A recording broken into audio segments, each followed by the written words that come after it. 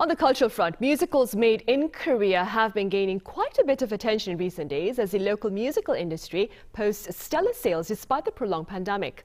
Our culture correspondent Kim Yeon-seung has more on its current standing and prospects ahead. Musicals are booming here in Korea, and 2022 was a particularly successful year for the Korean musical sector. In the first half of this year alone, musicals have reaped in almost $136 million in ticket sales. That's even higher than sales reported before COVID. And if this keeps up for the rest of the year, musicals are going to punch in a record high for ticket sales. It would also mean that in the last 20 years, the Korean musical business has snowballed almost 20-fold. Musicals also make up around 80% of total ticket sales in the show business, even though it's not the most common type of performance. Then what's behind this booming growth? I'm standing here at the Sejong Center for the Performing Arts, the venue for one of the biggest smash hits of this year, The Man Who Laughs. We'll start with this musical to take a deeper look into the Korean musical industry.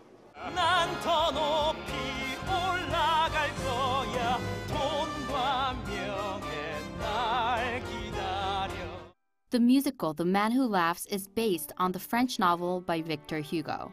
The songs were written by American composer Frank Wildhorn. But the musical The Man Who Laughs is actually a Korean original piece, meaning that it was first produced here. The composer also had Korean actors and a local audience in mind when writing the songs. You know, in Korea, first they get the theater, then they decide to do the project, and they get the stars, and then I write. So if I'm writing for voices that I know, they're already in my head. The show ran for more than 2 months, with curtains finally closing in late August. And it ended with a big splash. Tickets sold out for every show, and it had a combined audience of 100,000 people. This colossal success has shown the selling power that original Korean shows can generate. Really, I think there was a time where Korean producers only licensed shows from around the world. That's what they did. And I think I'm part of the change of that, which is let's create our own shows. Let's create it and own them. Korea makes a lot of musicals. If we just look at the number of original musicals, it doesn't fall behind Broadway. With Korean original pieces making their mark on the industry, some pieces are taking the originality further, like the musical 서편제.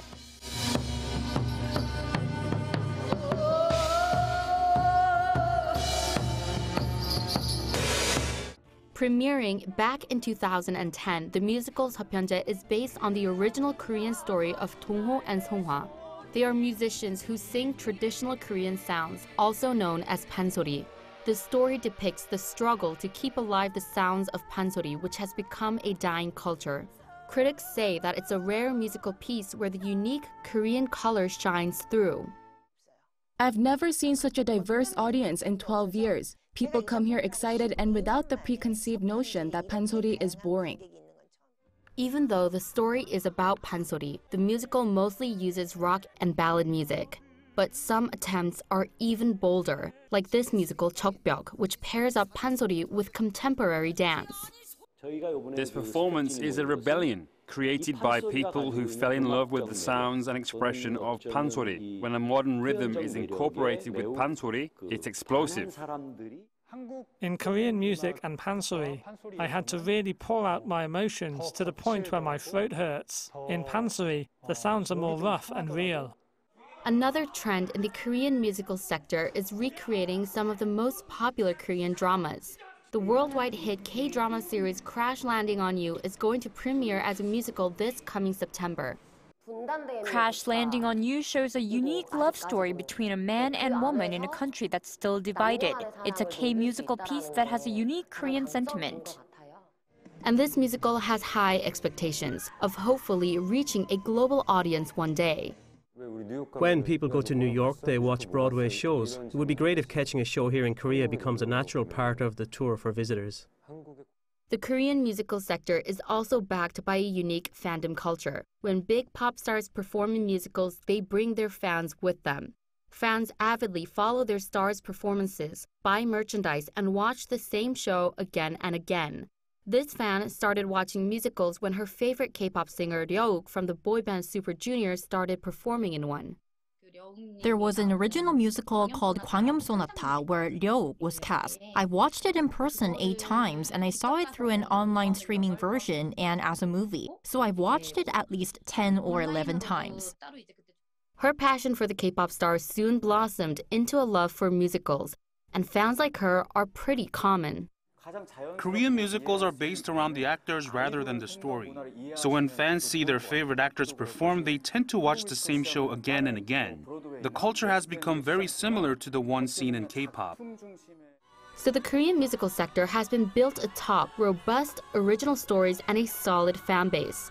But it still faces some critical challenges. First, the wider audience is still more used to seeing Western-style stories in musicals. When Korea makes musicals, it tries to follow the Western model a lot. A lot of pieces still don't have a unique Korean color to them yet. Works like 서편제 try to put in our culture like 판소리, but relatively, there aren't that many pieces like that. And 서편제 is struggling to compete with this Western favoritism. This year may perhaps be the last chance to see 서편제 on stage due to funding cuts.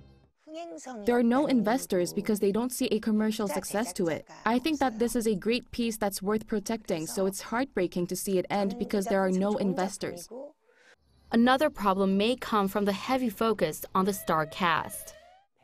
Right now, theaters are more focused on actors rather than the musical piece itself. So I think it's still too early to say that Korean musicals have their own color. But with the Korean musical sector expanding year after year and producers ceaselessly working to diversify content, the Korean musical industry holds much potential. Already, some of the most popular stories have been exported to China, Japan, and Taiwan, and many see it going even further afield. Now, let's see if we can export them to the world. And you're going to see that's the next chapter. You know, pound for pound, Koreans are the best singers as far as I'm concerned. Grabbing the attention of the global market is going to be the obvious next step. Korean actors are really talented, and I think their talents will soon reach the world.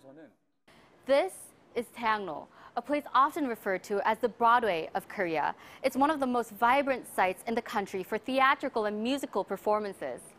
Compared to Broadway or other distinguished musical markets, the Korean musical sector is still just starting out. But if Korean musicals continue on their upward trend, musicals that were born here could soon inspire and entertain people from all around the world. Kim Yeon-seung, Arirang News.